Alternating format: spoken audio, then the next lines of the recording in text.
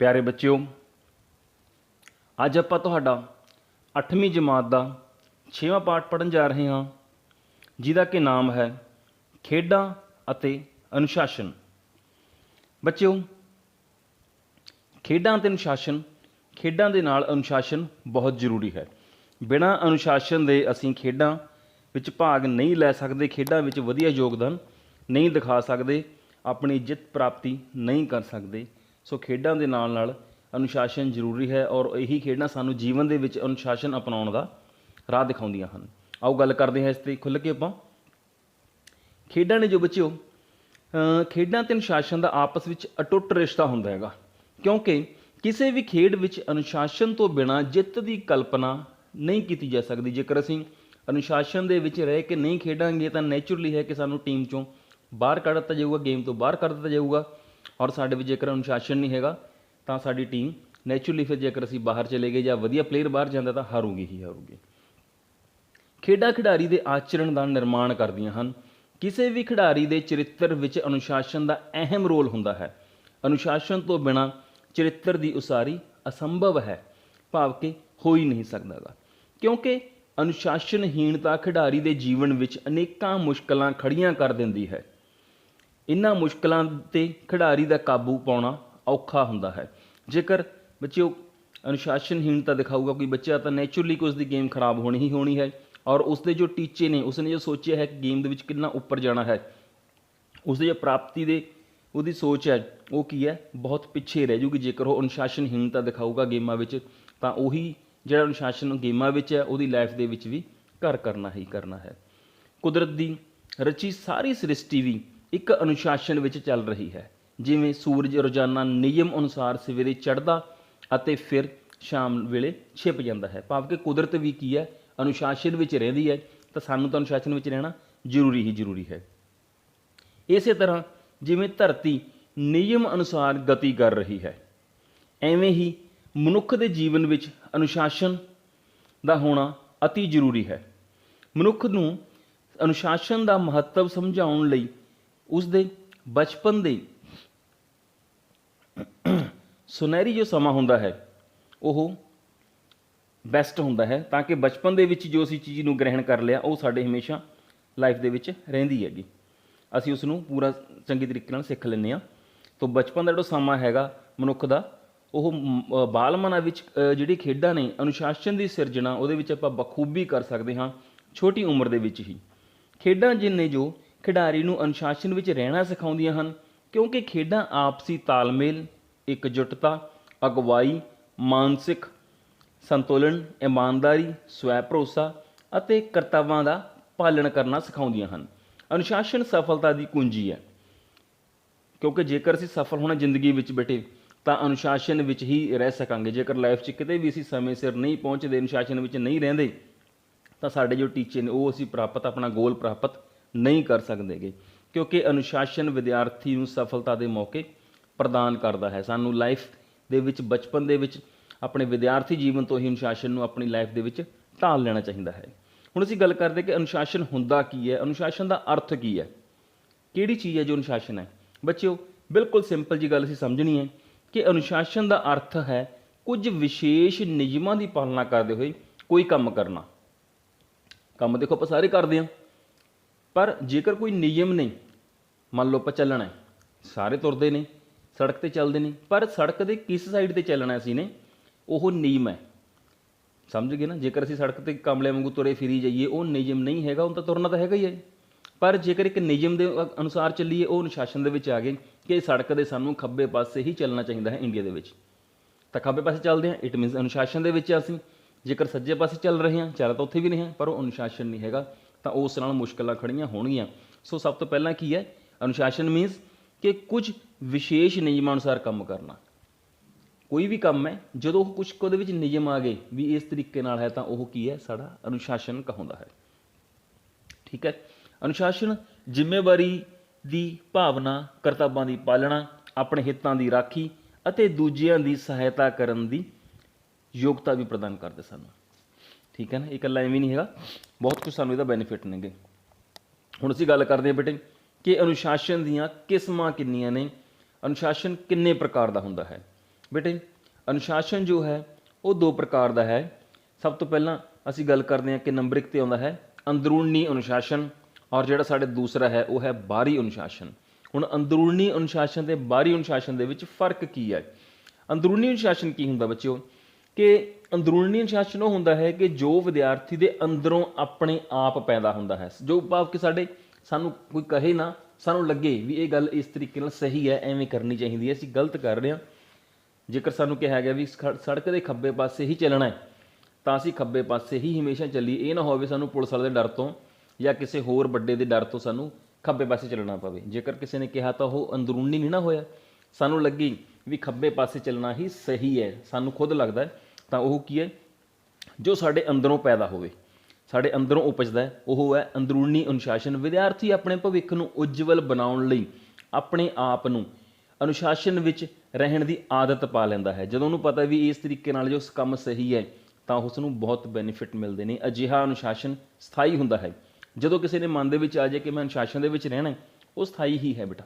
ਜੇਕਰ ਤੁਹਾਨੂੰ ਕਲਾਸ ਵਿੱਚ ਵੀ ਬੈਠੇ ਹੋ ਔਰ ਤੁਹਾਨੂੰ ਪਤਾ ਹੈ ਵੀ ਕਲਾਸ ਵਿੱਚ ਕਿਸ ਤਰੀਕੇ ਨਾਲ ਬੈਠਣਾ ਚਾਹੀਦਾ ਹੈ, ਕਿਸ ਤਰੀਕੇ ਨਾਲ ਤੁਹਾਨੂੰ ਜੋ ਕਾਰਵਾਈ ਆਪਣੀ ਜੋ ਗਤੀਵਿਧੀਆਂ ਨੇ ਉਹ ਕਰਨੀ ਚਾਹੀਦੀਆਂ ਹਨ, ਤਾਂ ਉਹ ਅਨੁਸ਼ਾਸਨ ਹੈ। ਜੇਕਰ ਤੁਸੀਂ ਕਹੋਗੇ ਕਿ ਤੁਹਾਡਾ ਅਧਿਆਪਕ ਆ ਕੇ ਤੁਹਾਨੂੰ ਟੋਕੇ ਵਾਰੀ ਤਾਂ ਮੈਂ ਇੱਥੇ ਸਹੀ ਤਰੀਕੇ ਨਾਲ ਬੈਠੂੰਗਾ, ਉਹ ਅਨੁਸ਼ਾਸਨ ਤੁਹਾਡੇ ਅੰਦਰੋਂ ਨਹੀਂ ਹੈਗਾ। ਠੀਕ ਹੈ ਨਾ? ਤਾਂ ਅਨੁਸ਼ਾਸਨ ਅੰਦਰੋਂ ਕੀ ਹੈ ਵੀ ਤੁਹਾਨੂੰ ਆਪ ਲੱਗੇ ਵੀ ਇਹ ਮੈਂ ਕਲਾਸ ਦੇ ਵਿੱਚ ਸ਼ਾਂਤੀ ਨਾਲ ਬਹਿਣਾ, ਚੁੱਪਚਾਪ ਬਹਿਣਾ ਹੈ, ਕਾਗਜ਼ ਵਗੈਰਾ ਅੰਦਰ ਨਹੀਂ ਖਿੰਡਾਉਣੇ, ਕੰਧਾਂ 'ਤੇ ਝਰੀਟਾਂ ਨਹੀਂ ਮਾਰਨੀਆਂ, ਜੇਕਰ ਕਲਾਸ ਤੋਂ ਬਾਹਰ ਜਾਣਾ ਹੈ ਤਾਂ ਪੁੱਛ ਕੇ ਜਾਣਾ ਹੈ, ਆਉਣਾ ਹੈ ਤਾਂ ਪੁੱਛ ਕੇ ਆਉਣਾ ਹੈ। ਤਾਂ ਇਹ ਜੋ ਕੀ ਹੈ ਉਹਦੇ ਅੰਦਰੋਂ ਜੇਕਰ ਇਹ ਗੱਲਾਂ ਉਸਨੂੰ ਲੱਗਣ ਬੱਚੇ ਨੂੰ ਵੀ ਮੈਂ ਇਹ ਕਰਨਾ ਜ਼ਰੂਰੀ ਹੈ, ਤਾਂ ਇਹ ਅਨੁਸ਼ਾਸਨ ਅੰਦਰੂਨੀ ਅਨੁਸ਼ਾਸਨ ਹੋ ਗਿਆ, ਵੀ ਉਹਦੇ ਅੰਦਰੋਂ ਪੈਦਾ ਹੋ ਰਿਹਾ ਹੈ, ਖੁਦ ਲੱਗ ਰਿਹਾ ਹੈ। ਅਜਿਹਾ ਅਨੁਸ਼ਾਸਨ ਸਥਾਈ ਹੁੰਦਾ ਹੈ, ਮਤਲਬ ਕਿ ਉਹਦੇ ਅੰਦਰ ਘਰ ਕਰ ਗਿਆ ਤਾਂ ਹਮੇਸ਼ਾ ਉਹਦੀ ਲਾਈਫ ਦੇ ਵਿੱਚ ਉਹ ਪੱਕਾ ਹੋ ਜਾਣਾ ਹੈ। ਜੇਕਰ ਵਿਦਿਆਰਥੀ ਵਿੱਚ ਇਸ ਤਰ੍ਹਾਂ ਦਾ ਅਨੁਸ਼ਾਸਨ ਪੈਦਾ ਹੋ ਜਾਵੇ ਤਾਂ ਇਸ ਦੇ ਵਧੀਆ ਨਤੀਜੇ ਸਾਹਮਣੇ ਆਉਂਦੇ ਹਨ, ਕਿਉਂਕਿ ਸਾਰੀ ਉਮਰ ਹੀ ਫਿਰ ਉਸ ਨੂੰ ਉਹ ਫੋਲੋ ਕਰਦਾ ਬੱਚਾ ਔਰ ਲਾਈਫ ਦੇ ਵਿੱਚ ਕਾਮਯਾਬ ਹੋ ਜਾਂਦਾ ਹੈ। ਹੁਣ ਅਸੀਂ ਗੱਲ ਕਰਦੇ ਹਾਂ ਸਾਡੇ ਦੂਸਰੇ ਤਰੀਕੇ ਦੀ, ਬਾਹਰੀ ਅਨੁਸ਼ਾਸਨ ਦੀ, ਕਿ ਬਾਹਰੀ ਅਨੁਸ਼ਾਸਨ ਕੀ ਹੈ। ਬੱਚਿਓ ਬਾਹਰੀ ਅਨੁਸ਼ਾਸਨ ਉਹ ਹੁੰਦਾ ਹੈ ਜਿਸ ਵਿੱਚ ਵਿਦਿਆਰਥੀ ਦੇ ਬਾਹਰੀ ਦਬਾਅ ਪਾਇਆ ਜਾਂਦਾ ਹੈ।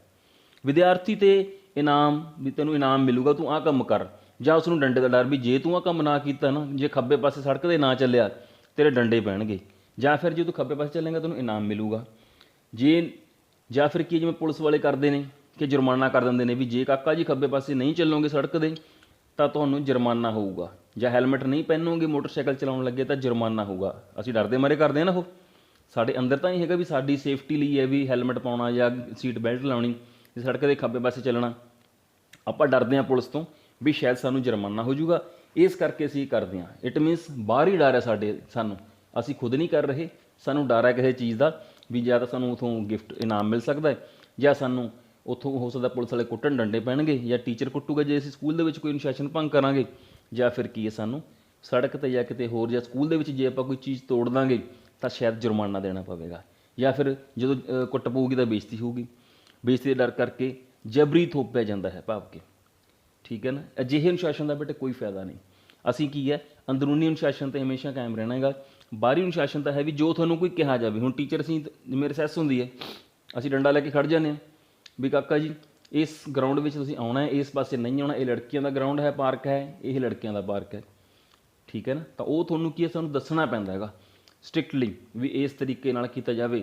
ਜਦੋਂ ਅਸੈਂਬਲੀ ਵਿੱਚੋਂ ਜਾਣਾ ਤੁਸੀਂ ਆਪਣੀ ਕਲਾਸ ਦੇ ਵਿੱਚ ਤਾਂ ਲਾਈਨਾਂ ਵਿੱਚ ਹੀ ਜਾਣਾ, ਸਾਨੂੰ ਖੜ੍ਹਨਾ ਪੈਂਦਾ, ਮੰਨ ਲਓ ਸਪੈਸ਼ਲ ਵੀ ਤੁਸੀਂ ਲਾਈਨ ਤੋੜੋਗੇ ਅਤੇ ਤੁਹਾਨੂੰ ਸਾਨੂੰ ਟੋਕਣਾ ਪੈਂਦਾ ਹੈਗਾ। ਪਰ ਜੇਕਰ ਤੁਹਾਨੂੰ ਇਹ ਅੰਦਰੂਨੀ ਪੈਦਾ ਹੋਇਆ ਹੋਵੇ ਵੀ ਅਸੀਂ ਹਮੇਸ਼ਾ ਲਾਈਨਾਂ ਵਿੱਚ ਹੀ ਚੱਲਣਾ ਹੈ ਤਾਂ ਸਾਨੂੰ ਕਹਿਣ ਦੀ ਵੀ ਲੋੜ ਨਹੀਂ, ਉਹ ਚੀਜ਼ ਤੁਹਾਨੂੰ ਪੱਕੀ ਘਰ ਕਰ ਜੂਗੀ ਔਰ ਤੁਸੀਂ ਉਸ ਨੂੰ ਚੰਗੇ ਤਰੀਕੇ ਨਾਲ ਫੋਲੋ ਵੀ ਕਰੋਗੇ। ਸੋ ਇਹ ਹੋ ਗਿਆ ਬਾਹਰੀ ਅਨੁਸ਼ਾਸਨ ਜੋ ਕਿ ਡਰ ਦੇ ਨਾਲ, ਡੰਡੇ ਦੇ ਜ਼ੋਰ ਨਾਲ ਜਾਂ ਜੁਰਮਾਨੇ ਕਰਕੇ ਜਾਂ ਬੇਇੱਜ਼ਤੀ ਕਰਕੇ ਅਸੀਂ ਜਿਹਨੂੰ ਫੋਲੋ ਕਰਦੇ ਹਾਂ। ਸੋ ਅਜਿਹੇ ਅਨੁਸ਼ਾਸਨ ਜੋ ਹੈਗਾ ਉਹ ਸਾਡੀ ਲਾਈਫ ਨੂੰ ਕਾਮਯਾਬ ਨਹੀਂ ਕਰ ਸਕਦਾ। ਸਾਨੂੰ ਲਾਈਫ ਨੂੰ ਕਾਮਯਾਬ ਸਾਨੂੰ ਕੌਣ ਕਰੂ? ਕਿਹੜਾ ਅਨੁਸ਼ਾਸਨ ਕਰੂਗਾ? ਅੰਦਰੂਨੀ ਅਨੁਸ਼ਾਸਨ। ਬਿਲਕੁਲ ਠੀਕ, ਅੰਦਰੂਨੀ ਅਨੁਸ਼ਾਸਨ ਸਾਡੀ ਲਾਈਫ ਨੂੰ ਕਾਮਯਾਬ ਕਰੂਗਾ, ਸਾਨੂੰ ਕਾਮਯਾਬੀ ਵਾਲੇ ਪਾਸੇ ਲੈ ਕੇ ਜਾਂਦਾ ਹੈ। ਹੁਣ ਅਸੀਂ ਗੱਲ ਕਰਦੇ ਹਾਂ ਬੱਚਿਓ ਕਿ ਅਨੁਸ਼ਾਸਨ ਦੀ ਲੋੜ ਅਤੇ ਮਹੱਤਤਾ। ਕਿਉਂ ਲੋੜ ਹੈ ਇਹਦੀ? ਕੀ ਮਹੱਤਤਾ ਇਸ ਦੀ? ਕਿਉਂ ਅਸੀਂ ਅਨੁਸ਼ਾਸਨ ਦੇ ਪਿੱਛੇ ਪਏ ਹੋਇਆਂਗੇ?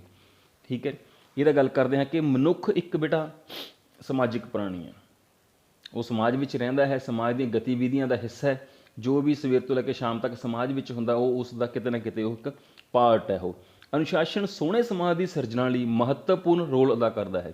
ਜੇਕਰ ਸਾਰੇ ਬੰਦੇ ਅਨੁਸ਼ਾਸਨ ਵਿੱਚ ਨਹੀਂ ਰਹਿਣਗੇ ਸਮਾਜ ਦੇ ਵਿੱਚ ਤਾਂ ਕੀ ਇਹ ਸਭ ਕੁਝ ਹੌਚ-ਪੌਚ ਹੋ ਜਾਊਗਾ, ਹਰ ਚੀਜ਼ ਖਿੰਡਰ ਜਾਣੀ ਹੈਗੀ। ਇਹ ਮਨੁੱਖ ਨੂੰ ਸਮਾਜ ਵਿੱਚ ਰੁਤਬਾ ਪ੍ਰਦਾਨ ਕਰਦਾ ਹੈ। ਜੇਕਰ ਇੱਕ ਅਨੁਸ਼ਾਸਨਤ ਵਿਅਕਤੀ ਹੈ ਉਹ ਪੂਰੇ ਸਮਾਜ ਨੂੰ ਵੀ ਅਨੁਸ਼ਾਸਨ ਵਿੱਚ ਲਿਆ ਸਕਦਾ ਹੈ ਹੌਲੀ ਹੌਲੀ। ਤਾਂ ਕੀ ਡਿਊਟੀ ਬਣਦੀ ਹੈ ਕਿ ਅਸੀਂ ਆਪਣੇ ਜੇਕਰ ਇਸ ਦੁਨੀਆ ਨੂੰ, ਸਾਡੇ ਵਰਲਡ ਨੂੰ ਅਸੀਂ ਤੰਦਰੁਸਤ, ਸੁੰਦਰ, ਵਧੀਆ ਬਣਾ ਕੇ ਰੱਖਣਾ ਤਾਂ ਹਰ ਬੰਦਾ ਕੀ ਹੈ ਅਨੁਸ਼ਾਸਨ ਵਿੱਚ ਰਹੇ। ਸਵੇਰ ਤੋਂ ਸ਼ਾਮ ਤੱਕ ਜੋ ਸਾਡੀ ਗਤੀਵਿਧੀਆਂ ਨੇ ਸਾਡੇ ਅੰਦਰੋਂ ਪੈਦਾ ਹੋਣ, ਅਨੁਸ਼ਾਸਨ ਵਿੱਚ ਰਹਿਣ ਦੀਆਂ। ਜੇਕਰ ਸੜਕ 'ਤੇ ਚੱਲਦੇ ਹੋਏ ਹਰੇਕ ਬੰਦਾ ਅਨੁਸ਼ਾਸਨ ਭੰਗ ਕਰੂਗਾ ਤਾਂ ਨੈਚੁਰਲੀ ਇੱਕ ਦਿਨ ਦੇ ਵਿੱਚ 500-400 ਬੰਦਾ ਤਾਂ ਮਰ ਹੀ ਜਾਣੇਗਾ। ਤਾਂ ਇਹ ਕਿਹਦੀ ਗਲਤੀ ਕਰਕੇ ਹੋਇਆ? ਸਾਡੇ ਅਨੁਸ਼ਾਸਨ ਵਿੱਚ ਨਾ ਰਹਿਣ ਕਰਕੇ। ਅਸੀਂ ਰੋਡ, ਸੜਕ ਦੇ ਜੋ ਰੂਲਸ ਨੇ ਉਹਨੂੰ ਫੋਲੋ ਨਹੀਂ ਕੀਤਾ ਔਰ ਅਸੀਂ ਕਿਸੇ ਨਾ ਕਿਸੇ ਦੀ ਲਾਈਫ ਨੂੰ ਜਾਂ ਖੁਦ ਨੂੰ ਖਤਰੇ ਵਿੱਚ ਪਾ ਲਿਆ। ਤਾਂ ਅਨੁਸ਼ਾਸਨ ਵਿੱਚ ਕੀ ਰਹਿ ਕੇ ਅਸੀਂ ਸਮਾਜ ਵਿੱਚ ਦੇ ਚੰਗੇ ਸਮਾਜ ਦੀ ਸਿਰਜਣਾ ਕਰ ਸਕਦੇ ਹਾਂ। ਸਾਡਾ ਸਮਾਜ ਜੋ ਹੈ, ਸਾਡੀ ਸੁਸਾਇਟੀ ਹੈ, ਸਾਡਾ ਆਲਾ ਦੁਆਲਾ ਵਧੀਆ ਬਣ ਸਕਦਾ ਹੈ। ਜੇਕਰ ਅਸੀਂ ਕੂੜਾ ਕਰਕਟ ਆਪਣੇ ਘਰ ਦੇ ਬਾਹਰ ਸੁੱਟਦੇ ਰਹਾਂਗੇ ਵੀ ਕੋਈ ਗੱਲ ਨਹੀਂ, ਸਾਨੂੰ ਕੀ ਸਾਡਾ ਘਰ ਸਾਫ਼ ਹੋ ਗਿਆ, ਬਾਹਰਲੇ ਪਾਸੇ ਤਾਂ ਅਸੀਂ ਕਿਹੜਾ ਰਹਿਣਾ ਹੈਗਾ, ਤਾਂ ਉਹ ਵੀ ਕੀ ਹੈ ਅਨੁਸ਼ਾਸਨ ਭੰਗ ਹੀ ਹੈ। ਕੀ ਅਨੁਸ਼ਾਸਨ ਬਣਦਾ? ਜਿੱਥੇ ਡਸਟਬਿਨ ਪ੍ਰੋਪਰ ਹੈ ਜਾਂ ਜੋ ਵੀ ਕੋਈ ਕੂੜੇ ਦਾ ਸਿਸਟਮ ਹੈ, ਜਿੱਥੇ ਉੱਥੇ ਹੀ ਜੇਕਰ ਸਹੀ ਸਿੱਟਿਆ ਜਾਵੇ ਤਾਂ ਸਾਰਾ ਸਮਾਜ, ਸਾਡਾ ਆਲਾ ਦੁਆਲਾ, ਸਾਡੀ ਗਲੀ ਮੁਹੱਲਾ ਵੀ ਵਧੀਆ ਬਣ ਸਕਦਾ ਹੈ। ਸੋ ਵਿਦਿਆਰਥੀ ਜੀਵਨ ਵਿੱਚ ਬੇਟੇ ਮਨੁੱਖ ਦੀ ਸ਼ਖਸੀਅਤ ਦਾ ਆਧਾਰ ਹੁੰਦਾ ਹੈ ਅਨੁਸ਼ਾਸਨ। ਇੱਕ ਵਿਦਿਆਰਥੀ ਦਾ ਮਨ ਚੰਚਲ ਅਤੇ ਸ਼ਰਾਰਤੀ ਹੁੰਦਾ ਹੈ। ਉਹਨੂੰ ਬੜੀਆਂ ਸ਼ਰਾਰਤਾਂ ਸੁੱਝਦੀਆਂ ਨੇ ਸਵੇਰ ਤੋਂ ਸ਼ਾਮ ਤੱਕ, ਵੀ ਮੈਂ ਕਦੀ ਪੈਨਸਲ ਚੱਕ ਲਾਂ, ਕਿਸੇ ਦੇ ਲੱਤ ਮਾਰਾਂ ਟੇਬਲ 'ਤੇ ਬੈਠੇ ਹੋਏ, ਠੀਕ ਹੈ ਨਾ, ਜਾਂ ਕਿਸੇ ਦਾ ਕੱਪੜਾ ਖਿੱਚਦਾ, ਕੁੜੀਆਂ ਗੁੱਤ ਖਿੱਚਦੀਆਂ ਕਿਸੇ ਦੀਆਂ। ਤਾਂ ਅਜਿਹੇ ਕੀ ਹੈ, ਇਹ ਸ਼ਰਾਰਤੀ ਮਨ ਚੰਚਲ ਹੁੰਦਾ ਬੱਚਿਆਂ ਦਾ, ਉਹਨੂੰ ਸ਼ਰਾਰਤਾਂ ਸੁੱਝਦੀਆਂ ਨੇ। ਅਨੁਸ਼ਾਸਨ ਵਿਦਿਆਰਥੀ ਦੇ ਮਨ ਨੂੰ ਸਥਿਰ ਰੱਖਦਾ ਹੈ। ਇਹ ਸਥਿਰਤਾ ਹੀ ਉਸ ਦੇ ਜੀਵਨ ਦੇ ਸੰਘਰਸ਼ ਵਿੱਚ ਅੱਗੇ ਜੋ ਹੈ ਵਧਣ ਵਿੱਚ ਸਹਾਇਤਾ ਕਰਦਾ ਹੈ। ਇਸ ਸਮੇਂ ਦੌਰਾਨ ਵਿਦਿਆਰਥੀ ਜੋ ਵੀ ਗੁਣ ਜਾਂ ਔਗਣ ਗ੍ਰਹਿਣ ਕਰਦਾ ਹੈ ਉਸ ਦੇ ਅਨੁਸਾਰ ਹੀ ਉਸ ਦੇ ਆਚਰਣ ਦਾ ਨਿਰਮਾਣ ਹੁੰਦਾ ਹੈ। ਭਾਵ ਕਿ ਬਚਪਨ ਦੇ ਵਿੱਚ ਹੀ ਜਾਂ ਸਕੂਲ ਦੇ ਟਾਈਮ ਹੀ ਜੋ ਅਸੀਂ ਚੀਜ਼ਾਂ ਸਿੱਖ ਲੈਂਦੇ ਹਾਂ ਜਾਂ ਅਸੀਂ ਜੋ ਚੀਜ਼ਾਂ ਗ੍ਰਹਿਣ ਕਰ ਲੈਂਦੇ ਹਾਂ, ਜਿਨ੍ਹਾਂ ਨੂੰ ਅਸੀਂ ਅਡੋਪਟ ਕਰ ਲੈਂਦੇ ਹਾਂ ਆਪਣੀ ਲਾਈਫ ਦੇ ਵਿੱਚ, ਉਹ ਸਾਡੀਆਂ ਚਿਰ ਸਥਾਈ ਹੋ ਜਾਂਦੀਆਂ ਹਨ। ਜਿਵੇਂ ਕਿ ਜੇਕਰ ਬਚਪਨ ਦੇ ਵਿੱਚ ਆਪਾਂ ਸਿੱਖ ਲਿਆ ਕਿ ਸਕੂਲ ਸਮੇਂ ਸਿਰ ਹੀ ਆਉਣਾ ਹੈ ਤਾਂ ਸਾਰੀ ਲਾਈਫ ਤੁਸੀਂ ਕੀ ਸਮੇਂ ਸਿਰ, ਜੇਕਰ ਹਰ ਜਗ੍ਹਾ 'ਤੇ ਆਪਣੇ ਹਰ ਕਾਰਵਾਈ, ਕੰਮ ਸਮੇਂ ਸਿਰ ਕਰਨ ਲੱਗੇ ਤਾਂ ਲਾਈਫ 'ਚ ਕਾਮਯਾਬ ਹੋ ਜਾਓਗੇ। ਜੇਕਰ ਕੀ ਹੈ ਲਾਈਫ 'ਤੇ ਸਮੇਂ ਦੀ ਕਦਰ ਨਾ ਕੀਤੀ ਤਾਂ ਤੁਹਾਡਾ ਜ਼ਿੰਦਗੀ 'ਚ ਕੁਛ ਨਹੀਂ ਬਣਨਾ।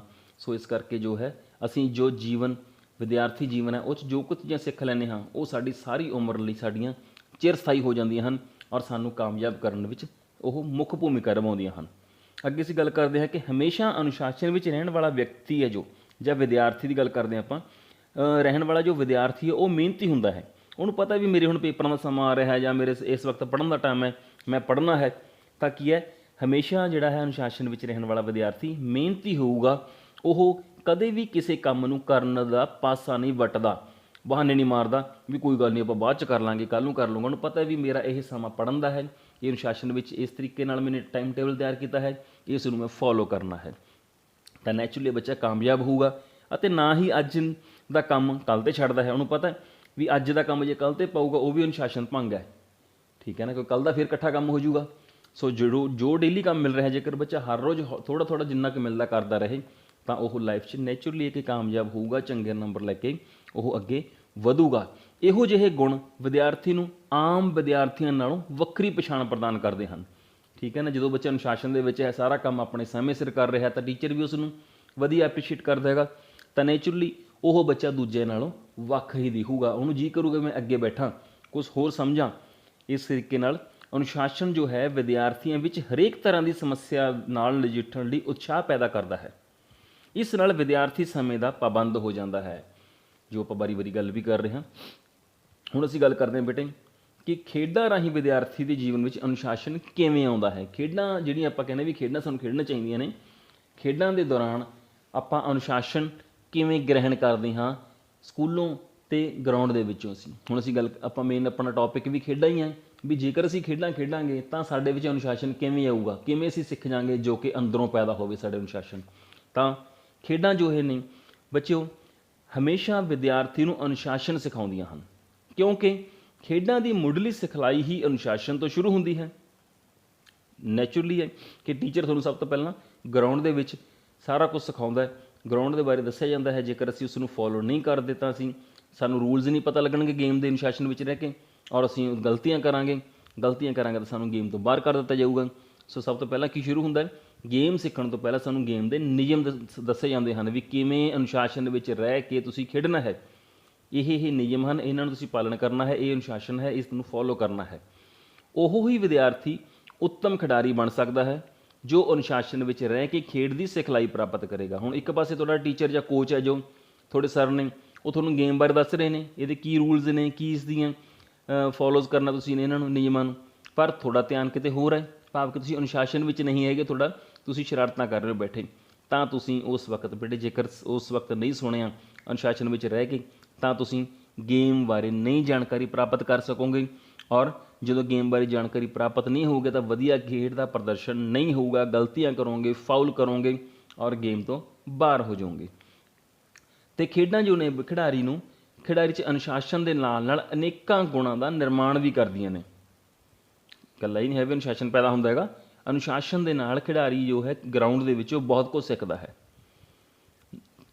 ਜੋ ਕਿ ਭਵਿੱਖ ਵਿੱਚ ਬਤੌਰ ਨਾਗਰਿਕ ਸਮਾਜ ਵਿੱਚ ਜਦੋਂ ਆਪਾਂ ਰਹਿੰਦੇ ਹਾਂ, ਸਾਨੂੰ ਸਮਾਜ ਲਈ ਲਾਹੇਵੰਦ ਸਾਡੇ ਹੁੰਦੇ ਹਨ ਜੀ, ਕਿਉਂਕਿ ਆਪਾਂ ਸਮਾਜ ਦਾ ਹਿੱਸਾ ਸੀ। ਤਾਂ ਜੋ ਅਸੀਂ ਅਨੁਸ਼ਾਸਨ ਗਰਾਊਂਡ ਵਿੱਚੋਂ ਸਿੱਖ ਲਿਆ, ਉਸ ਨੂੰ ਅਸੀਂ ਕੀ ਹੈ ਆਪਣੇ ਜਦੋਂ ਅਸੀਂ ਗਰਾਊਂਡ ਤੋਂ ਬਾਹਰ ਆਉਣਾ ਉਹਦੇ ਵਿੱਚ ਵੀ ਅਸੀਂ ਫੋਲੋ ਕਰਾਂਗੇ। ਜਦੋਂ ਫੋਲੋ ਕਰਾਂਗੇ ਤਾਂ ਸਾਡਾ ਸਮਾਜ ਕੀ ਹੈ, ਇੱਕ ਵਧੀਆ ਸਮਾਜ ਬਣ ਜਾਊਗਾ, ਕਿਉਂਕਿ ਅਸੀਂ ਜੇਕਰ ਅਨੁਸ਼ਾਸਨ ਵਿੱਚ ਰਹਾਂਗੇ ਤਾਂ ਦੂਸਰੇ ਵੀ ਸਾਨੂੰ ਦੇਖ ਕੇ ਉਸ ਨੂੰ ਫੋਲੋ ਕਰਨਗੇ। ਜੇਕਰ ਆਪਾਂ ਸੜਕ ਦੇ ਖੱਬੇ ਪਾਸੇ ਚੱਲ ਰਹੇ ਹੋਵਾਂਗੇ ਤਾਂ ਨੈਚੁਰਲੀ ਹੈ ਕਿ ਜਿਹੜੇ ਬੰਦੇ ਗਲਤੀ ਕਰ ਰਹੇ ਨੇ ਉਹਨਾਂ ਨੂੰ ਵੀ ਲੱਗੂਗਾ ਅਸੀਂ ਗਲਤੀ ਕਰ ਰਹੇ ਹਾਂ, ਉਹ ਵੀ ਤੁਹਾਡੀ ਰੀਸ ਕਰਨ ਦੀ ਕੋਸ਼ਿਸ਼ ਕਰਨਗੇ, ਭਾਵ ਕਿ ਅਸੀਂ ਸਮਾਜ ਨੂੰ ਵੀ ਕੁਛ ਸਿਖਾ ਸਕਾਂਗੇ ਕਿ ਕਿਵੇਂ ਅਨੁਸ਼ਾਸਨ ਵਿੱਚ ਰਹਿ ਕੇ ਚੰਗੇ ਜੀਵਨ ਨੂੰ ਜਿਉਣਾ ਹੈ। ਆਮ ਤੌਰ 'ਤੇ ਖੇਡਾਂ ਜਿਹੜੇ ਖਿਡਾਰੀ ਵਿੱਚ ਕਈ ਗੁਣ ਜੋ ਨੇ ਪੈਦਾ ਕਰਦੀਆਂ ਨੇ ਅਨੁਸ਼ਾਸਨ ਦੇ ਨਾਲ। ਆਓ ਹੁਣ ਆਪਾਂ ਬੇਟਾ ਉਹਨਾਂ ਬਾਰੇ ਗੱਲ ਕਰੀਏ ਕਿ ਸਾਡੇ ਵਿੱਚ ਕੀ ਗਰਾਊਂਡ ਵਿੱਚੋਂ ਚੀਜ਼ਾਂ ਸਾਡੇ ਅੰਦਰ ਪੈਦਾ ਹੁੰਦੀਆਂ ਨੇ, ਸਾਨੂੰ ਕੀ ਚੀਜ਼ਾਂ ਨੂੰ ਫੋਲੋ ਕਰਕੇ ਅਸੀਂ ਸਭ ਕੁਝ ਸਿੱਖ ਸਕਦੇ ਹਾਂ। ਸਭ ਤੋਂ ਪਹਿਲਾਂ ਅਸੀਂ ਗੱਲ ਕਰਦੇ ਹਾਂ ਕਿ ਸਮੇਂ ਦਾ ਪਾਬੰਦ ਹੋ ਜਾਂਦਾ ਬੰਦਾ। ਬੇਟਾ ਜੇਕਰ ਖੇਡਾਂ ਨੇ ਜਿਹੜੀਆਂ ਉਹ ਹਮੇਸ਼ਾ ਖਿਡਾਰੀ ਨੂੰ ਸਮੇਂ ਦਾ ਪਾਬੰਦ ਬਣਾਉਂਦੀਆਂ ਹਨ, ਕਿਉਂਕਿ ਖਿਡਾਰੀ ਰੋਜ਼ਾਨਾ ਅਭਿਆਸ ਲਈ ਖੇਡ ਦੇ ਮੈਦਾਨ ਵਿੱਚ ਆਉਂਦੇ ਨੇ। ਜੇਕਰ ਖਿਡਾਰੀ ਅਭਿਆਸ ਲਈ ਖੇਡ ਮੈਦਾਨ ਵਿੱਚ ਸਮੇਂ ਸਿਰ ਨਹੀਂ ਆਉਂਦੇ ਤਾਂ ਉਸ ਨੂੰ ਆਪਣੇ ਕੋਚ ਤੋਂ ਝਿੜਕ ਸੁਣਨੀ ਪੈਂਦੀ ਹੈ। ਨੈਚੁਰਲੀ ਕਿ ਜਦੋਂ ਕੋਚ ਨੂੰ ਲੱਗੂ ਵੀ ਮੈਂ ਅੱਜ 12 ਪਲੇਅਰ ਦੀ ਲੋੜ ਸੀ ਟੀਮ ਦੇ ਵਿੱਚ, ਜਾਂ 7 ਪਲੇਅਰ ਆਪਾਂ ਨੈੱਟਬਾਲ ਦੇ ਵਿੱਚ ਖੇਡਣੇ, 1 ਪਲੇਅਰ ਘੱਟ ਹੈ, ਤਾਂ ਪੂਰੀ ਟੀਮ ਦੀ ਖੇਡ ਖਰਾਬ ਹੋ ਗਈ ਨਾ। ਤੁਸੀਂ ਸਮੇਂ ਸਿਰ ਨਹੀਂ ਪਹੁੰਚੇ ਔਰ ਪੂਰੀ ਟੀਮ ਦਾ ਜੋ ਸਮਾਂ ਹੈ ਖਰਾਬ ਹੋ ਗਿਆ, ਤਾਂ ਨੈਚੁਰਲੀ ਹੈ ਕਿ ਤੁਹਾਨੂੰ ਝਿੜਕਾਂ ਪੈਣਗੀਆਂ ਹੀ ਪੈਣਗੀਆਂ ਵੀ ਤੁਹਾਡੀ ਗਲਤੀ ਨਾਲ ਸਾਰੀ ਟੀਮ ਦਾ ਨੁਕਸਾਨ ਹੋ ਗਿਆ। ਜਾਂ ਜਦੋਂ ਮੈਚ ਸ਼ੁਰੂ ਹੋ ਗਏ, ਮੰਨ ਲਓ ਇੱਕ ਟੀਮ ਨੂੰ ਕਾਲ ਕੀਤੀ ਜਾਂਦੀ ਹੈ ਵੀ ਟੀਮ ਸਮੇਂ ਸਿਰ ਗਰਾਊਂਡ ਵਿੱਚ ਕਾਲ ਕੀਤੀ ਜਾਂਦੀ ਹੈ, ਜੇਕਰ ਸਾਰੀ ਟੀਮ ਹੀ ਸਮੇਂ ਸਿਰ ਨਹੀਂ ਪਹੁੰਚੂਗੀ ਤਾਂ ਬਿਨਾਂ ਖੇਡੇ ਹੋਏ ਹੀ ਆਪਾਂ ਤੁਹਾਨੂੰ ਪਤਾ ਵੀ ਟੀਮ ਨੂੰ ਕੀ ਹੈ, ਵਿਰੋਧੀ ਟੀਮ ਜਿੱਤ ਜਾਂਦੀ ਹੈ, ਚਾਹੇ ਟੀਮ ਉਹ ਮਾੜੀ ਹੈ ਕੁਛ ਹੈ, ਪਰ ਸਾਡੀ ਕੀ ਗਲਤੀ ਹੈ, ਅਸੀਂ ਸਮੇਂ ਸਿਰ ਗਰਾਊਂਡ ਵਿੱਚ ਨਹੀਂ ਪਹੁੰਚੇ ਮੈਚ ਖੇਡਣ ਦੇ ਲਈ ਔਰ ਦੂਸਰੀ ਟੀਮ ਬਿਨਾਂ ਖੇਡੇ ਹੀ ਜਿੱਤ ਜਾਂਦੀ ਹੈ। ਇਸ ਤਰ੍ਹਾਂ ਖਿਡਾਰੀ ਖੇਡ ਦੇ ਸਮੇਂ ਗ੍ਰਹਿਣ ਕੀਤੇ ਹੋਏ ਇਹ ਅਨੁਸ਼ਾਸਨ ਗੁਣਾਂ ਨੂੰ ਲੜ ਬੰਨ੍ਹ ਕੇ ਆਪਣੀ ਸਾਰੀ ਜ਼ਿੰਦਗੀ ਬਤੀਤ ਕਰਦਾ ਹੈ ਅਤੇ ਸਫਲਤਾ ਦੀਆਂ ਮੰਜ਼ਿਲਾਂ ਛੂੰਹਦਾ ਹੈ। ਬੱਚੇ ਨੂੰ ਪਤਾ ਹੁੰਦਾ ਵੀ ਜੇਕਰ ਮੈਨੇ ਅੱਜ ਇਹ ਗਲਤੀ ਅਨੁਸ਼ਾਸਨ ਦੇ ਵਿੱਚ ਸਮੇਂ ਦੇ ਪਾਬੰਦ ਵਿੱਚ ਕੀਤੀ ਹੈ ਤਾਂ ਮੈਂ ਸਾਰੀ ਉਮਰ ਇਸ ਨੂੰ ਨੁਕਸਾਨ ਦੇ ਵਿੱਚ ਹੀ ਰਹਾਂਗਾ। ਸੋ ਜਿਹੜਾ ਸਮੇਂ ਦਾ ਪਾਬੰਦ ਹੈ ਬੰਦਾ, ਉਹਨੇ ਜੇਕਰ ਇੱਕ ਚੀਜ਼ ਸਿੱਖ ਲਈ ਕਿ ਮੈਂ ਸਮੇਂ 'ਤੇ ਹੀ ਸਾਰਾ ਕੰਮ ਕਰਨਾ ਹੈ, ਸਮੇਂ ਸਿਰ ਪਹੁੰਚਣਾ ਹੈ, ਸਮੇਂ ਸਿਰ ਖੇਡਣਾ ਹੈ, ਸਮੇਂ ਸਿਰ ਖਾਣਾ ਪੀਣਾ ਸੌਣਾ ਹਰ ਚੀਜ਼, ਤਾਂ ਉਹ ਕੀ ਹੈ ਲਾਈਫ ਦੇ ਵਿੱਚ ਕਾਮਯਾਬ ਹੋਵੇਗਾ। ਅੱਗੇ ਅਸੀਂ ਗੱਲ ਕਰਦੇ ਹਾਂ ਕਿ ਬੱਚਾ ਖੇਡਾਂ ਦੇ ਦੌਰਾਨ ਕੀ ਹੈ, ਜਦੋਂ ਗਰਾਊਂਡ ਵਿੱਚ ਜਾਂਦਾ ਤਾਂ ਉਹ ਆਗਿਆਕਾਰੀ ਬਣ ਜਾਂਦਾ ਹੈਗਾ, ਆਗਿਆ ਦਾ ਪਾਲਣ ਕਰਨਾ ਸਿੱਖ ਜਾਂਦਾ ਹੈ। ਕਿਉਂਕਿ ਖੇਡਾਂ ਜੋ ਖਿਡਾਰੀ ਨੂੰ ਆਗਿਆਕਾਰੀ ਬਣਾਉਂਦੀਆਂ ਨੇ, ਕਿਉਂਕਿ ਹਰੇਕ ਖੇਡ ਵਿੱਚ ਹਰ ਖਿਡਾਰੀ ਨੂੰ ਆਪਣੇ ਕੋਚ, ਕੈਪਟਨ, ਰੈਫਰੀ ਦੀ ਆਗਿਆ ਦਾ ਪਾਲਣ ਕਰਨਾ ਪੈਂਦਾ ਹੈ। ਜੇ ਕੋਈ ਖਿਡਾਰੀ ਆਗਿਆ ਦਾ ਪਾਲਣ ਨਹੀਂ ਕਰਦਾ ਤਾਂ ਖੇਡ ਚੰਗੇ ਤਰੀਕੇ ਨਾਲ ਖੇਡੀ ਨਹੀਂ ਜਾ ਸਕਦੀ, ਭਾਵ ਕਿ ਟੀਮ ਦੇ ਜਦੋਂ ਮੈਚ ਚੱਲ ਰਿਹਾ ਤਾਂ ਉਸਦੇ ਕੈਪਟਨ ਨੇ ਕਿਹਾ ਵੀ ਤੂੰ ਇਸ ਸਾਈਡ ਤੋਂ ਖੇਡਣਾ ਹੈ, ਇਸ ਤਰੀਕੇ ਨਾਲ ਫੋਲੋ ਕਰਨਾ ਹੈ ਜੋ ਰੂਲ ਰੈਗੂਲੇਸ਼ਨਸ ਨੇ, ਜਾਂ ਮੈਂ ਜੋ ਟੈਕਨੀਕਸ ਹੁਣ ਤੈਨੂੰ ਦੱਸ ਰਿਹਾ ਇਸ ਤਰੀਕੇ ਨਾਲ ਤੂੰ ਇਸ ਨੂੰ ਟੈਕਲ ਕਰਨਾ ਹੈ। ਜੇਕਰ ਉਹ ਖਿਡਾਰੀ ਹੈ ਆਪਣੇ ਕੈਪਟਨ ਦੀ ਉਸ ਵਕਤ ਜਾਂ ਆਪਣੇ ਕੋਚ ਦੀ, ਆਪਣੇ ਰੈਫਰੀ ਦੀ ਜੋ ਗੱਲ ਨਹੀਂ ਸੁਣੂਗਾ ਤਾਂ ਗੇਮ ਖਰਾਬ ਹੋਣੀ ਹੀ ਹੋਣੀ ਹੈ ਔਰ ਉਸ ਦਾ ਨੁਕਸਾਨ ਉਸ ਨੂੰ ਇਕੱਲੇ ਨੂੰ ਅਤੇ ਪੂਰੀ ਟੀਮ ਨੂੰ ਝੱਲਣਾ ਪੈ ਸਕਦਾ ਹੈ। ਤਾਂ ਕੀ ਹੈ, ਟੀਮ ਜਿਹੜੀ ਹੈ ਹਾਰ ਦਾ ਸਾਹਮਣਾ ਵੀ ਕਰ ਸਕਦੀ ਹੈ। ਸੋ ਬੱਚੇ ਵਿੱਚ ਅਜਿਹੇ ਗੁਣ ਪੈਦਾ ਹੁੰਦੇ ਹਨ ਆਗਿਆਕਾਰੀ ਦੇ ਖੇਡਾਂ ਦੇ ਦੌਰਾਨ ਕਿ ਮੈਨੂੰ ਜੇਕਰ ਕਿਸੇ ਮੇਰੇ ਸੀਨੀਅਰ ਨੇ ਕੋਈ ਮੈਨੂੰ ਚੀਜ਼ ਫੋਲੋ ਕਰਨ ਵਾਸਤੇ ਦੱਸੀ ਗਈ ਹੈ, ਉਹ ਮੇਰੇ ਫਾਇਦੇ ਵਾਸਤੇ ਹੈ, ਕਿਉਂਕਿ ਆਪਾਂ ਨੂੰ ਟੀਮ ਅੰਦਰ ਖੇਡਦੇ ਹੋਏ ਕੁਛ ਹੋਰ ਲੱਗ ਰਿਹਾ ਹੁੰਦਾ, ਬਾਹਰੋਂ ਸਾਨੂੰ ਜੋ ਬੰਦਾ ਸਾਨੂੰ ਵਾਚ ਕਰ ਰਿਹਾ ਹੈ, ਜਦੋਂ ਉਹ ਸਾਨੂੰ ਕੋਈ ਚੀਜ਼ ਦੱਸਦਾ ਤਾਂ ਸਾਨੂੰ ਨੈਚੁਰਲੀ ਹੈ ਕਿ ਉਸ ਨੂੰ ਫੋਲੋ ਕਰਨਾ ਚਾਹੀਦਾ ਹੈ ਔਰ ਜੇਕਰ ਅਸੀਂ ਉਸ ਨੂੰ ਫੋਲੋ ਕਰ ਰਹੇ ਹਾਂ ਤਾਂ ਸ਼ਾਇਦ ਸਾਡੀ ਜੋ ਮੈਚ ਦਾ ਰੁੱਖ ਹੈ ਬਿਲਕੁਲ ਹੀ ਚੇਂਜ ਹੋ ਜਾਵੇ। ਸੋ ਇਸੇ ਤਰੀਕੇ ਨਾਲ ਜਿਹੜਾ ਬੱਚਾ ਹੈ ਉਹ ਆਗਿਆਕਾਰੀ ਬਣ ਜਾਂਦਾ ਹੈ। ਉਸ ਨੂੰ ਪਤਾ ਹੈ ਵੀ ਮੈਨੂੰ ਜੇਕਰ ਕਿਸੇ ਨੇ ਕੋਈ ਚੀਜ਼ ਫੋਲੋ ਕਰਨ ਲਈ ਕਹੀ ਹੈ ਤਾਂ ਮੇਰੇ ਫਾਇਦੇ ਵਾਸਤੇ ਹੈ, ਮੇਰੇ ਕੈਪਟਨ ਨੇ, ਮੇਰੇ ਕੋਚ ਨੇ, ਮੇਰੇ ਰੈਫਰੀ ਨੇ, ਤਾਂ ਉਸ ਵਕਤ ਕੀ ਹੈ ਉਹ ਅਨੁਸ਼ਾਸਨ ਦੀ ਜਿਹੜੀ ਇਹ ਚੀਜ਼ ਹੈ ਆਗਿਆਕਾਰੀ ਬੱਚਾ ਬਣ ਜਾਂਦਾ ਹੈ। ਔਰ ਇਹ ਆਗਿਆਕਾਰੀ ਦਾ ਜਿਹੜਾ ਉਹਦਾ ਗੁਣ ਹੈ ਉਸ ਨੂੰ ਸਮਾਜ ਵਿੱਚ ਜਦੋਂ ਜਾਂਦਾ ਹੈ ਉੱਥੇ ਵੀ ਫਾਇਦਾ ਕਰਦਾ ਹੈ। ਤਾਂ ਉਹ ਆਪਣੇ ਕੀ ਹੈ ਘਰ ਦੇ ਵਿੱਚ ਪੇਰੈਂਟਸ ਦੀ ਗੱਲ ਮੰਨਦਾ ਹੈ, ਆਗਿਆਕਾਰੀ ਬਣਦਾ ਹੈ, ਆਪਣੇ ਸੀਨੀਅਰਸ ਦੀ, ਆਪਣੇ ਵੱਡੇ ਭਰਾਵਾਂ ਦੀ, ਆਪਣੇ ਗੁਆਂਢ 'ਚ ਵੱਡੇ ਬੱਚਿਆਂ ਦੀ, ਹੋਰ ਦੀ, ਕਿਉਂਕਿ ਉਸ ਨੂੰ ਪਤਾ ਹੈ ਕਿ ਉਹਨਾਂ ਦਾ ਜਿਹੜਾ ਲਾਈਫ ਦਾ ਐਕਸਪੀਰੀਅੰਸ ਹੈ ਉਸ ਨਾਲੋਂ ਵੱਧ ਹੈ। ਤਾਂ ਬੱਚਾ ਕੀ ਹੈ ਹਰ ਚੀਜ਼ ਦੇ ਵਿੱਚ ਆਗਿਆਕਾਰੀ ਬਣ ਜਾਂਦਾ ਹੈ, ਜਿਸ ਕਰਕੇ ਬੱਚਾ ਲਾਈਫ 'ਚ ਕਾਮਯਾਬ ਹੋਣਾ ਹੀ ਹੋਣਾ ਹੈ। ਅੱਗੇ ਅਸੀਂ ਗੱਲ ਕਰਾਂਗੇ ਕਿ ਬੱਚੇ ਵਿੱਚ ਆਪਸੀ ਮਿਲਵਰਤਨ ਪੈਦਾ ਹੁੰਦਾ ਖੇਡਾਂ ਦੇ ਨਾਲ। ਬੱਚਾ ਖੇਡਾਂ ਨਾਲ ਇੱਕ ਦੂਜੇ ਨਾਲ ਮਿਲਵਰਤਨ ਨਾਲ ਰਹਿੰਦਾ ਹੈ। ਕਿਸੇ ਵੀ ਖੇਡ ਨੂੰ ਖੇਡਦੇ ਸਮੇਂ ਖਿਡਾਰੀ ਵਿੱਚ ਆਪਸੀ ਮਿਲਵਰਤਨ ਅੱਵਲ ਦਰਜੇ ਦਾ ਹੋਣਾ ਚਾਹੀਦਾ ਹੈ, ਭਾਵ ਕਿ ਪੂਰੇ ਤਰੀਕੇ ਨਾਲ ਬੱਚਾ ਇੱਕ ਦੂਜੇ ਨਾਲ ਮਿਲ ਕੇ ਖੇਡੇ। ਜੇਕਰ ਖਿਡਾਰੀ ਵਿੱਚ ਆਪਸੀ ਮਿਲਵਰਤਨ ਦੀ ਘਾਟ ਹੋਵੇਗੀ ਤਾਂ ਟੀਮ ਦਾ ਪ੍ਰਦਰਸ਼ਨ ਵੀ ਵਧੀਆ ਨਹੀਂ ਹੋ ਸਕਦਾ। ਜੇਕਰ ਆਪਾਂ ਕੋਈ ਜਾਤ ਪਾਤ ਜਾਂ ਹੋਰ ਕਿਸੇ ਵੀ ਤਰੀਕੇ ਦਾ ਬੱਚੇ ਨਾਲ ਕੋਈ ਭੇਦਭਾਵ ਰੱਖਣ ਦੀ ਕੋਸ਼ਿਸ਼ ਕਰਦੇ ਹਾਂ, ਊਚ ਨੀਚ ਦੀ, ਕੋਈ ਅਮੀਰ ਗਰੀਬ ਦੀ, ਤਾਂ ਸਾਡੀ ਗੇਮ ਵਧੀਆ ਨਹੀਂ ਹੋਵੇਗੀ। ਔਰ ਜਿਹੜੇ ਅਜਿਹੇ ਸਾਡੇ ਘਟੀਆ ਖਿਆਲ ਹੋਣਗੇ ਉਹ ਸਾਨੂੰ ਗੇਮਾਂ ਵਿੱਚ ਉੱਚਾ ਉੱਠਣ ਦੀ ਕਦੇ ਵੀ ਆਗਿਆ ਨਹੀਂ ਦੇ ਸਕਦੇ ਗੇ। ਕਿਉਂਕਿ ਗੇਮ ਦੇ ਵਿੱਚ ਅਸੀਂ ਕੀ ਹੈ ਕਿ ਟੀਮ ਗੇਮ ਹੈ, ਜੇਕਰ ਤਾਂ ਹਰੇਕ ਬੱਚੇ ਦੇ ਪੂਰੇ ਸਹਿਯੋਗ ਨਾਲ, ਹਰੇਕ ਬੱਚੇ ਦੇ ਮਿਲਵਰਤਨ ਨਾਲ ਅਸੀਂ ਜਿਹੜੀ ਬਾਲ ਹੈ ਉਹ ਇੱਕ ਸਿਰੇ ਤੋਂ ਦੂਜੇ ਵਿਰੋਧੀ ਦੇ ਗੋਲ ਵਿੱਚ ਜਾ ਕੇ ਤਾਂ ਹੀ ਪਾ ਸਕਦੇ ਹਾਂ, ਜੇਕਰ ਅਸੀਂ ਅਨੁਸ਼ਾਸਨ ਵਿੱਚ ਰਹਿ ਕੇ ਇੱਕ ਦੂਜੇ ਨਾਲ ਮਿਲਵਰਤਨ ਦੇ ਨਾਲ ਗੇਂਦ ਨੂੰ ਦੂਸਰੇ ਵਿਰੋਧੀ ਪਾਲੇ ਵਿੱਚ ਲੈ ਕੇ ਜਾਵਾਂਗੇ। ਜੇਕਰ ਅਸੀਂ ਉੱਥੇ ਮਿਲਵਰਤਨ ਨਹੀਂ ਰੱਖਾਂਗੇ ਇੱਕ ਦੂਜੇ ਨਾਲ, ਬੱਚੇ ਦੇ ਨਾਲ, ਤਾਂ ਨੈਚੁਰਲੀ ਹੈ ਕਿ ਜਿਹੜੀ ਸਾਡੀ ਹੈ ਗੇਮ ਉਹ ਵਧੀਆ ਨਹੀਂ ਹੋਵੇਗੀ। ਮਿਲਵਰਤਨ ਦੀ ਭਾਵਨਾ ਜੋ ਹੈ ਸਾਨੂੰ ਉਹ ਖੇਡਾਂ ਵਿੱਚੋਂ ਹੀ ਸਾਡੇ ਵਿੱਚ ਆਉਂਦੀ ਹੈ। ਔਰ ਇਹੀ ਮਿਲਵਰਤਨ ਦੀ ਭਾਵਨਾ ਜੋ ਹੈ ਅਸੀਂ ਆਪਣੇ ਸਮਾਜ ਵਿੱਚ ਜਦੋਂ ਜਾਂਦੇ ਹਾਂ ਤਾਂ ਉਹ ਸਾਡੇ ਅੰਦਰ ਘਰ ਕੀਤੀ ਹੁੰਦੀ ਹੈ। ਤਾਂ ਅਸੀਂ ਆਲੇ ਦੁਆਲੇ ਵਿੱਚ ਜਿੰਨੇ ਵੀ ਜੋ ਭੇਦਭਾਵ ਨੇ ਉਹਨਾਂ ਨੂੰ ਖਤਮ ਕਰਕੇ ਹਰ ਇੱਕ ਨਾਲ ਪੂਰੇ ਵਧੀਆ ਤਰੀਕੇ ਨਾਲ ਸਮਾਜ ਵਿੱਚ ਰਹਿੰਦੇ ਹਾਂ, ਜੋ ਕਿ ਚੰਗੇ ਸਮਾਜ ਦੀ ਸਿਰਜਣਾ ਵਿੱਚ ਹਿੱਸਾ ਪਾਉਂਦੀ ਹੈ। ਸੋ ਅੱਗੇ ਅਸੀਂ ਗੱਲ ਕਰਦੇ ਹਾਂ ਕਿ ਸਹਿਣਸ਼ੀਲਤਾ ਆ ਜਾਂਦੀ ਹੈ ਬੱਚੇ ਵਿੱਚ। ਖੇਡਾਂ ਦੇ ਰਾਹੀਂ ਵਿਦਿਆਰਥੀ ਦੇ ਵਿੱਚ ਸਹਿਣਸ਼ੀਲਤਾ ਦਾ ਗੁਣ ਪੈਦਾ ਹੋ ਜਾਂਦਾ ਹੈ। ਖੇਡਾਂ ਕੀ ਨੇ? ਖਿਡਾਰੀ ਵਿੱਚ ਸਹਿਣਸ਼ੀਲਤਾ ਪੈਦਾ ਕਰਦੀਆਂ ਹਨ। ਖੇਡ ਦੇ ਦੌਰਾਨ ਹਰ ਖਿਡਾਰੀ ਬੜੀ ਸਹਿਣਸ਼ੀਲਤਾ ਨਾਲ ਖੇਡਦਾ ਹੈ। ਜੇਕਰ ਉਹ ਖੇਡ ਵਿੱਚ ਜਿੱਤ ਪ੍ਰਾਪਤ ਕਰ ਲੈਂਦਾ ਹੈ ਤਾਂ ਉਹ ਖੁਸ਼ੀ ਵਿੱਚ ਆਪੇ ਤੋਂ ਬਾਹਰ ਨਹੀਂ ਹੁੰਦਾ। ਉਸ ਨੂੰ ਪਤਾ ਹੈ ਕਿ ਇਹ ਜਿੱਤ ਜਿਹੜੀ ਹੈ ਹਮੇਸ਼ਾ ਬੇਟੇ ਜਦੋਂ ਮੈਚ ਚੱਲਦੇ ਨੇ ਜਾਂ ਕੁਛ ਵੀ ਆਪਾਂ ਖੇਡਦੇ ਨੈਚੁਰਲੀ ਇੱਕ ਬੰਦਾ ਜਿੱਤੂਗਾ ਅਤੇ ਇੱਕ ਟੀਮ ਹਾਰਨੀ ਹੈ, ਪਰ ਇਹ ਚਿਰ ਸਥਾਈ ਨਹੀਂ ਹੁੰਦਾ। ਇਸ ਕਰਕੇ ਜੋ ਹੈ ਅਜਿਹੇ ਹੈਂਕੜ ਭਾਰੇ ਵਤੀਰੇ ਨੂੰ ਜਿਹੜਾ ਇੱਕ ਸਪੋਰਟਸਮੈਨ ਹੈ, ਇਹ ਸਪੋਰਟਸਮੈਨਸ਼ਿਪ ਦੀ ਭਾਵਨਾ ਹੀ ਹੁੰਦੀ ਹੈ ਕਿ ਉਹ ਇੰਨਾ ਸਹਿਣਸ਼ੀਲ ਹੁੰਦਾ ਹੈ ਬੱਚਾ ਕਿ ਜੇਕਰ ਉਹ ਜਿੱਤ ਵੀ ਗਿਆ ਤਾਂ ਉਸ ਦੇ ਵਿੱਚ ਇਹ ਆਕੜ ਨਹੀਂ ਆਉਂਦੀ ਕਿ ਮੈਂ ਜਿੱਤ ਗਿਆ। ਉਹ ਭੰਗੜੇ ਗਿੱਧੇ ਨਹੀਂ ਪਾਉਂਦਾ ਫਾਲਤੂ ਦੇ, ਕਿਉਂਕਿ ਉਸ ਨੂੰ ਪਤਾ ਹੈ ਵੀ ਇਹ ਇੱਕ ਉਸ ਦੀ ਕੋਸ਼ਿਸ਼ ਹੈਗੀ, ਨੈਕਸਟ ਟਾਈਮ ਦੂਸਰਾ ਬੱਚਾ ਵੀ ਮਿਹਨਤ ਕਰ ਸਕਦਾ ਹੈ। ਸੋ ਅਜਿਹੇ ਵਤੀਰੇ ਜੋ ਇਹ ਸਹਿਣਸ਼ੀਲਤਾ ਹੈ ਉਹ ਦੂਸਰੇ ਸਾਥੀਆਂ ਨੂੰ ਪੂਰੇ ਆਪਣੇ ਨਾਲ ਮਿਲਾ ਕੇ ਚੱਲਦਾ ਹੈ। ਭਾਵੇਂ ਉਹ ਜਿੱਤ ਗਿਆ ਫਿਰ ਵੀ ਸਹਿਣਸ਼ੀਲ ਤਰੀਕੇ ਨਾਲ ਉਹ ਦੂਸਰੇ ਖਿਡਾਰੀਆਂ ਨਾਲ ਪੂਰਾ ਮਿਲਵਰਤਨ ਰੱਖਦਾ ਹੈ, ਹੱਥ ਮਿਲਾਉਂਦਾ, ਜੱਫੀ ਪਾਉਂਦਾ ਉਹਨਾਂ ਨਾਲ, ਤਾਂ ਕਿ ਉਹ ਜਿਹੜੀ ਖੇਡ ਦੀ ਭਾਵਨਾ ਉਸਦੀ ਸਪੋਰਟਸਮੈਨਸ਼ਿਪ ਹੈ ਉਹ ਬਰਕਰਾਰ ਰਹੇ। ਪਰ ਜੇਕਰ ਕਈ ਵਾਰ ਕੀ ਹੁੰਦਾ ਕਿ ਕਿਤੇ ਖਿਡਾਰੀ ਨੂੰ ਹਾਰ ਦਾ ਸਾਹਮਣਾ ਵੀ ਕਰਨਾ ਪਵੇ, ਉਸ ਨੂੰ ਹਾਰ ਹੋ ਜੇ, ਤਾਂ ਉਹ ਧੁਰ ਅੰਦਰੋਂ ਵੀ ਟੁੱਟਦਾ ਨਹੀਂ ਹੈ, ਕਿਉਂਕਿ ਉਸ ਦੇ ਵਿੱਚ ਸਹਿਣਸ਼ੀਲਤਾ ਦੀ ਭਾਵਨਾ ਭਰ ਚੁੱਕੀ ਹੈ।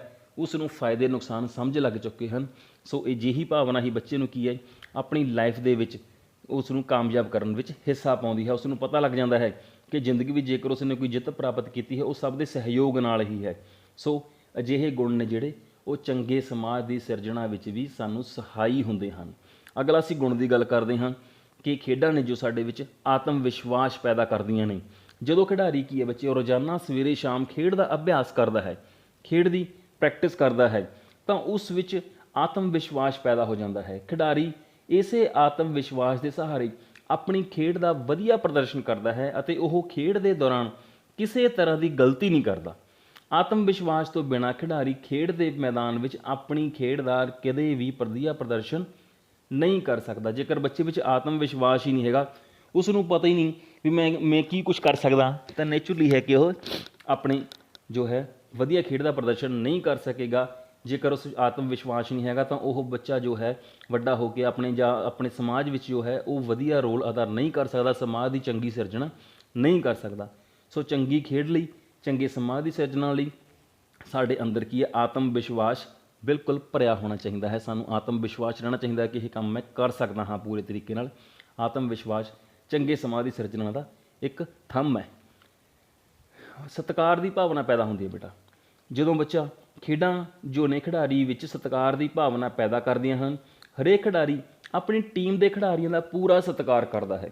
ਉਹ ਖੇਡ ਦੇ ਦੌਰਾਨ ਰੈਫਰੀ ਦੇ ਫੈਸਲੇ ਦਾ ਸਤਿਕਾਰ ਕਰਦਾ ਹੈ। ਸਾਰੇ ਖਿਡਾਰੀ ਨੂੰ ਜੋ ਮੈਚ ਦੇ ਖਤਮ ਹੋਣ ਤੋਂ ਬਾਅਦ ਵਿਰੋਧੀ ਟੀਮ ਦੇ ਖਿਡਾਰੀ ਵੱਲੋਂ ਕੀਤੇ ਪ੍ਰਦਰਸ਼ਨ ਦੀ ਸ਼ਲਾਘਾ ਕਰਦੇ ਹਨ। ਭਾਵੇਂ ਕਿ ਮੈਚ ਜਿੱਤਿਆ ਜਾਂ ਹਾਰਿਆ, ਪਰ ਵਿਰੋਧੀ ਟੀਮ ਨੇ ਵਧੀਆ ਉਸ ਨੂੰ ਜੋ ਹੈ ਟੱਕਰ ਦਿੱਤੀ ਹੈ। ਇਸ ਕਰਕੇ ਜੋ ਖਿਡਾਰੀ ਜੋ ਚੰਗਾ ਵਧੀਆ ਖਿਡਾਰੀ ਹੈ, ਸਪੋਰਟਸਮੈਨ ਹੈ, ਇਸ ਲਈ ਉਹ ਦੂਸਰੇ ਵਿਰੋਧੀ ਟੀਮ ਦੀ ਚੰਗੇ ਜੋ ਉਹਨੇ ਪ੍ਰਦਰਸ਼ਨ ਕੀਤਾ ਉਸ ਦੀ ਵੀ ਸ਼ਲਾਘਾ ਕਰਦਾ ਹੈ ਵੀ ਤੁਸੀਂ ਬਹੁਤ ਵਧੀਆ ਖੇਡੇ ਹੋ। ਇਸ ਤਰ੍ਹਾਂ ਉਹ ਸਮਾਜ ਵਿੱਚ ਆਪਣੇ ਤੋਂ ਛੋਟਿਆਂ ਨੂੰ ਪਿਆਰ ਅਤੇ ਵੱਡਿਆਂ ਨੂੰ ਸਤਿਕਾਰ ਦਿੰਦਾ ਹੈ। ਇਹੀ ਜਿਹੜੀ ਭਾਵਨਾ ਹੈ ਬੱਚੇ ਦੇ ਵਿੱਚ ਜੋ ਖੇਡਾਂ ਤੋਂ ਸਿੱਖਦਾ ਹੈ, ਉਹ ਉਸ ਦੇ ਚੰਗੇ ਸਮਾਜ ਦੀ ਸਿਰਜਣਾ ਵਿੱਚ ਵਧੀਆ ਰੋਲ ਅਦਾ ਕਰਦੀ ਹੈ। ਇੱਕ ਜੋ ਖਿਡਾਰੀ ਹੈ, ਜੇਕਰ ਉਹ ਅਜਿਹੇ ਗੁਣ 'ਚ ਪੈਦਾ ਹੋ ਗਏ, ਸਤਿਕਾਰ ਦੀ ਭਾਵਨਾ ਆ ਗਈ ਕਿ ਉਸਨੇ ਆਪਣੇ ਕੋਚ ਦੀ, ਕੈਪਟਨ ਦੀ, ਸਭ ਦੀ ਜੋ ਹੈ ਗੱਲ ਦਾ ਮੰਨਣਾ ਹੈ ਜਿਸ ਤਰੀਕੇ ਨਾਲ ਵੀ, ਔਰ ਉਹ ਉਸ ਦੇ ਵਿੱਚ ਜਿਹੜੀ ਇਹ ਚੀਜ਼ ਘਰ ਕਰਦੀ ਹੈ, ਤਾਂ ਚੰਗੇ ਸਮਾਜ ਦੀ ਸਿਰਜਣਾ ਵਿੱਚ ਖੇਡਾਂ ਜਿਹਨੇ ਜੋ ਵਧੀਆ ਰੋਲ ਅਦਾ ਕਰ ਦਿੰਦੀਆਂ ਨੇ। ਬੱਚੋ ਖੇਡਾਂ ਜੋ ਹਨ ਬੱਚੇ ਵਿੱਚ ਇਮਾਨਦਾਰੀ ਦੀ ਭਾਵਨਾ ਪੈਦਾ ਕਰਦੀਆਂ ਨੇ। ਇਮਾਨਦਾਰੀ ਦੀ ਭਾਵਨਾ ਉਸ ਘਰ ਕਰ ਜਾਂਦੀ ਹੈ, ਜਿਵੇਂ ਕਿ ਖੇਡਾਂ ਨੇ ਜੋ ਖਿਡਾਰੀ ਨੂੰ ਇਮਾਨਦਾਰ ਬਣਾਉਂਦੀਆਂ ਹਨ। ਖਿਡਾਰੀ ਖੇਡ ਦੇ ਦੌਰਾਨ ਪੂਰੀ ਇਮਾਨਦਾਰੀ ਨਾਲ ਆਪਣੀ ਖੇਡ ਦਾ ਪ੍ਰਦਰਸ਼ਨ ਕਰਦੇ ਹਨ। ਉਹ ਜਿੱਤ ਦੌਰਾਨ ਕਦੇ ਵੀ ਕੋਈ ਛਲ ਕਪਟ ਨਹੀਂ ਕਰਦੇ, ਸਗੋਂ ਸੱਚੀ ਸੁੱਚੀ ਖੇਡ ਭਾਵਨਾ ਨਾਲ ਆਪਣੀ ਖੇਡ ਦਾ ਪ੍ਰਦਰਸ਼ਨ ਕਰਦੇ ਹਨ। ਉਹ ਇਮਾਨਦਾਰੀ ਨਾਲ ਖੇਡ ਕੇ ਜਿੱਤ ਪ੍ਰਾਪਤ ਕਰਨ ਵਿੱਚ ਹੀ ਆਪਣੀ ਸ਼ਾਨ ਸਮਝਦੇ ਹਨ, ਕਿਉਂਕਿ ਸਪੋਰਟਸਮੈਨਸ਼ਿਪ ਦੀ ਜਿਹੜੀ ਭਾਵਨਾ ਹੈ, ਸਪੋਰਟਸਮੈਨਸ਼ਿਪ ਹੈ ਜੋ ਜਾਂ ਚੰਗਾ ਸਪੋਰਟਸਮੈਨ ਹੈ, ਉਹ ਇਹੀ ਚੀਜ਼ ਨੂੰ ਫੋਲੋ ਕਰੂਗਾ ਕਿ ਉਹ ਇਮਾਨਦਾਰੀ ਨਾਲ ਖੇਡ ਕੇ ਜਿੱਤ ਪ੍ਰਾਪਤ ਕਰਨ ਵਿੱਚ ਆਪਣੀ ਸ਼ਾਨ ਸਮਝੂਗਾ, ਨਾ ਕਿ ਛਲ ਕਪਟ ਨਾਲ। ਇਸ ਤਰ੍ਹਾਂ ਉਹ ਭਵਿੱਖ ਵਿੱਚ ਵੀ ਇਮਾਨਦਾਰੀ ਦਾ ਪੱਲਾ ਨਹੀਂ ਛੱਡੇਗਾ, ਸਗੋਂ ਨੇਕ ਦਿਲ ਇਨਸਾਨ ਬਣ ਕੇ ਜੀਵਨ ਬਤੀਤ ਕਰੇਗਾ। ਸੋ ਅਜਿਹੇ ਜਿਹੜੇ ਬੱਚੇ ਦੇ ਵਿੱਚ ਗੁਣ ਨੇ ਇਮਾਨਦਾਰੀ ਦੇ, ਉਹ ਆਉਣ ਵਾਲੇ ਸਮੇਂ ਵਿੱਚ ਉਸ ਨੂੰ ਚੰਗੇ ਸਮਾਜ ਦੀ ਸਿਰਜਣਾ ਵਿੱਚ, ਉਸ ਨੂੰ ਆਪਣਾ ਕਰੈਕਟਰ ਲਾਈਫ ਬਣਾਉਣ ਦੇ ਵਿੱਚ, ਆਪਣਾ ਫਿਊਚਰ ਬਣਾਉਣ ਦੇ ਵਿੱਚ ਉਸ ਨੂੰ ਕਾਮਯਾਬ ਕਰਨ ਵਿੱਚ ਇਹ ਸਹਾਈ ਸਿੱਧ ਹੁੰਦੇ ਨੇ ਜੋ ਇਸ ਅਜਿਹੇ ਇਮਾਨਦਾਰੀ ਦੇ ਗੁਣ ਨੇ।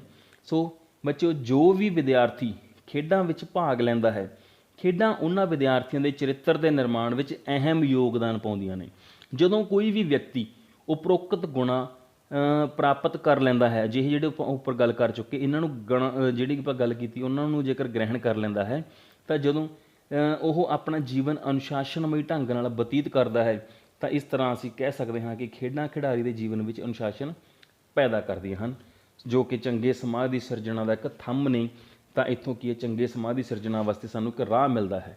ਸੋ ਬੱਚਿਓ, ਉਮੀਦ ਕਰਦਾ ਕਿ ਤੁਸੀਂ ਜੋ ਇਹ ਪਾਠ ਹੈ ਖੇਡਾਂ ਅਤੇ ਅਨੁਸ਼ਾਸਨ, ਇਹਨੂੰ ਚੰਗੇ ਤਰੀਕੇ ਨਾਲ ਸਮਝਿਆ ਹੋਵੇ। ਅਨੁਸ਼ਾਸਨ ਸਾਡੀ ਲਾਈਫ 'ਚ ਕੀ ਰੋਲ ਅਦਾ ਕਰਦਾ ਹੈ, ਅਤੇ ਅਨੁਸ਼ਾਸਨ ਕੀ ਹੈ, ਖੇਡਾਂ ਸਾਨੂੰ ਕੀ ਕੁਝ ਸਿਖਾਉਂਦੀਆਂ ਹਨ, ਚੰਗੇ ਤਰੀਕੇ ਨਾਲ ਸੁਣਿਆ ਹੋਊਗਾ, ਸਮਝਿਆ ਹੋਊਗਾ। ਸੋ ਤੁਹਾਡਾ ਸਾਰੇ ਬੱਚਿਆਂ ਦਾ ਬਹੁਤ ਬਹੁਤ ਧੰਨਵਾਦ।